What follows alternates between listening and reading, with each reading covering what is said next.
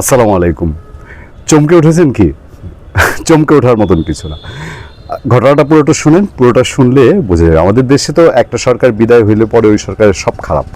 ওই সরকার কোনো ভালো কাজ করে নাই।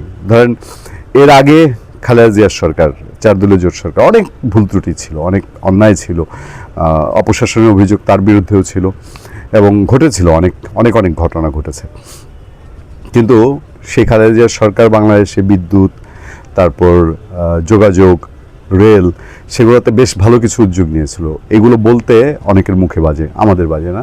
একইভাবে শেখ হাসিনার অন্যায় অপরাধ, বিশেষ করে নির্বাচন ঠিকমতো না করা, নির্বাচনগুলো নিয়ে বহু কেলেঙ্কারির জন্ম দেয়া, ব্যাংক খাতের দুর্নীতি ঠেকাতে না পারা, সেই দরবেশ বাবার তৈরি করা, এইসব বিষয় নিয়ে আমরা কখনোই মুখ আটকে কথা বলি না। কিন্তু তার সরকারে আরও অনেক কিছু আছে। যেমন অনেকেই এখন অন্ধ চোখে মেট্রো রেল দেখতে পান না, মেট্রো রেল বন্ধ করে দিতে চান, তারপর এলিভেটেড এক্সপ্রেসওয়ে দেখতে চান না, পদ্মা সেতু চোখে ভাসে না, এত বড় পদ্মা সেতু সেটাও চোখে ভাসে না। বরঞ্চ মানে শুধু সমালোচনার খাতিরে সমালোচনা বলেন যে উদ্ভট যুক্তি যে পদ্মা সেতুর কারণে নাকি বাংলাদেশের চালের দাম কেজিতে 20 টাকা বেড়ে গেছে। এই ধরনের সিচুয়েশন বাংলাদেশে সম্ভব। সেরকমই শেখ হাসিনা সরকারের সময় তৈরি হয় একটি উদ্যোগের ফল দেখা যাচ্ছে। ট্যাংরাটিলা গ্যাস ক্ষেত্র বিস্ফোরণ মামলার পক্ষে রায় পেয়েছে বাংলাদেশ। কানাডীয় কোম্পানি নাইকো রিসোর্সকে প্রায় 42 মিলিয়ন মার্কিন ডলার, মানে হচ্ছে 516 কোটি টাকা জরিমানা করা হয়েছে। এই অর্থ বাংলাদেশকে দেওয়ার নির্দেশনা দিয়েছে যুক্তরাষ্ট্রভিত্তিক international centre for settlement of investment dispute tribunal.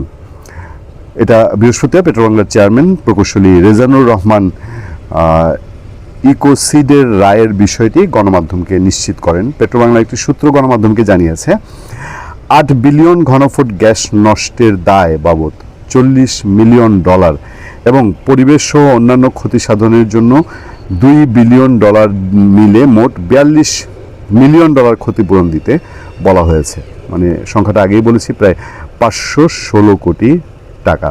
Petrobangla একটি সূত্র গণমাধ্যমকে জানিয়েছে 8 বিলিয়ন ঘনফুট গ্যাস নষ্টের দায় বাবদ 40 মিলিয়ন ডলার এবং এই 2 বিলিয়নে 42 মিলিয়ন ডলার 515 কোটি টাকা আমরা পেতে যাচ্ছি। কেন বলছি যে শেখ হাসিনা এখানে ইনভলভ? কারণ এই প্রক্রিয়াটা ধরেন টেংরাটিলা গ্যাস ফিল্ড ধ্বংসের পর এখন পর্যন্ত দীর্ঘ সময় কেটে গেছে। বাংলাদেশে একসময় মানুষ ধরে নিয়েছিল যে এটা বোধহয় কিছুই হবে না, কারণ এই নাইকো ফাইকো এরা তো খুব প্রভাবশালী, এরা বরঞ্চ একটা দেশে ক্ষমতা পাল্টে ফেলে। কিন্তু 2016 সালে শেখ হাসিনার সরকার এসে তারা এই মামলাটিকে জোরদার করেছে এবং এই মামলা করে যে আমরা টাকা পেতে পারি, এইটা শেখ হাসিনার সরকার সেই সময় উদ্যোগ না নিলে আজকে এটার বাস্তব ফল ভোগ করা খুব কষ্টকর হতো। যেমন বাংলাদেশের সমুদ্র বিজয় হয়েছে, সমুদ্র বিজয়টাও শেখ হাসিনা সরকারের একটা তার প্রক্রিয়া ছিল। সে এই স্টেপটা সাহসের সাথে নিয়েছে, এটা ভারত মিয়ানমারের সঙ্গে ফাইট করেছে। সেরকমই এই নাইকোর ক্ষতিপূরণ, এবং যে কারণে দেখবেন এটার কোনো ফলাও বিশেষ করে হয় না, কারণ এটার ক্রেডিটটা চাইলেও তো আর নিয়ে নেওয়া যায় না। ভালো থাকবেন, সুস্থ থাকবেন। আপনার সাথে আমি আতিক রহমান।